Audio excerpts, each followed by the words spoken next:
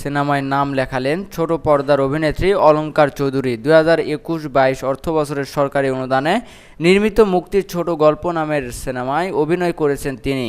সিনেমার গল্প লিখেছেন মিজানুর রহমান রুবেল, নির্মাণ করেছেন মাসুদ জাকারিয়া সাবিন। এরই মধ্যে শুটিং শেষ করেছেন অলঙ্কার। শেষ হয়েছে ডাবিংয়ের কাজ ও সিনেমায় অলঙ্কার অভিনয় করেছেন একজন সাংবাদিকের চরিত্রে। তার চরিত্রটির নাম নদী। তরুণ প্রজন্মের এই সাংবাদিক মাদকের বিরুদ্ধে সংগ্রাম করে।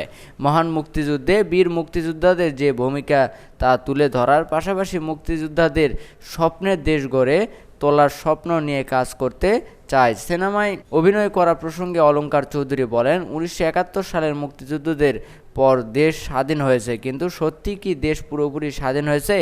যুদ্ধ তো এখনও চলছে। 2020 সালে আমরা করোনার মতো মহামারীর সঙ্গে যুদ্ধ করেছি। আমাদের জীবনে স্বাভাবিকতা এখনও ফিরে আসেনি। তরুণ প্রজন্মের একটা বড় অংশ মাদকাসক্ত হয়ে পড়ছে।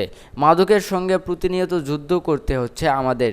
সেই যুদ্ধে সামিল হয় সাংবাদিক নদী। সিনেমায় নদী নামের সেই সাংবাদিকের ভূমিকায় অভিনয় করেছি মাসুদ জাকারিয়া সাবিন আমার ভীষণ প্রিয় পরিচালক। তার নির্দেশনায় চলচ্চিত্রে কাজ করে খুব ভালো লেগেছে। সিনেমাটি নিয়ে আমি অনেক আশাবাদী।